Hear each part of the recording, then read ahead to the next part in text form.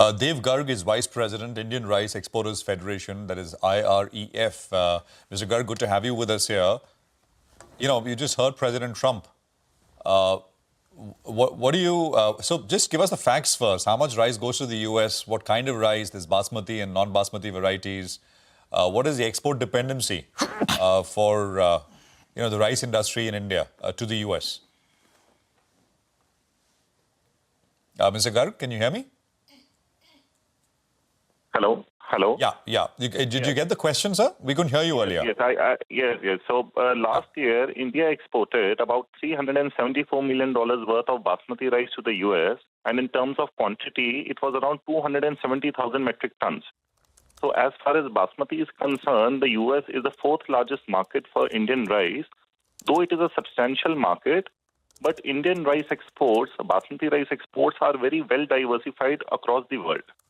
And similarly, if we talk about non-basmati rice, so India supplied around 60,000 tons of non-basmati rice to the US, placing US as the 24th largest market for non-basmati rice for Indian exporters.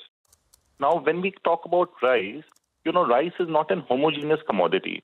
So the rice which is grown in the US is not an apt-to-apt replacement for Indian rice. Mostly the Indian rice which is exported to the US is consumed by people from the subcontinent, that is from Pakistan, India, Bangladesh, and many expatriates from the Gulf region, primarily from Iran, Saudi Arabia, Iraq, and from these countries. So even if, even after imposition of 50% tariff, earlier you would know that before this entire fiasco, the tariff on Indian rice stood at 10%, which was later on increased to 50%. We have seen that in spite of increase of this tariff at 50% level, the trade has continued because it is the consumer, it is the US consumer who has borne the brunt of these tariffs.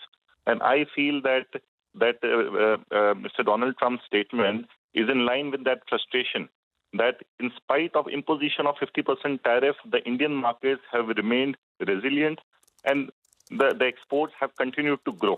Because, food is something which you get used to. Food is something that you need. You don't import food because you do a favor for the Indian exporters or the Indian economy. You import food because it is your requirement. So even after imposition of the tariff. Mr. Garg, that point is taken that Indian rice is preferred by choice. But Trump's allegation is that Indian rice is being dumped. So in terms of pricing, after this imposition of a 50% penalty, how would the pricing of Indian rice compare, basmati and non-basmati, versus what is available in the US? Do you have any numbers to rebut this allegation by Donald Trump? Yes.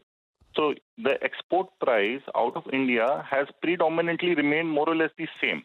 So though this will depend on different qualities, so we can take an average price around $950 per metric ton. So if we talk about... Got it. Mr. Garg, sorry, apologies. We'll leave it there. Sorry, we're running into market open, but very useful, very, very useful, the context, and we'll invite you back for more details. Thanks very much for joining us.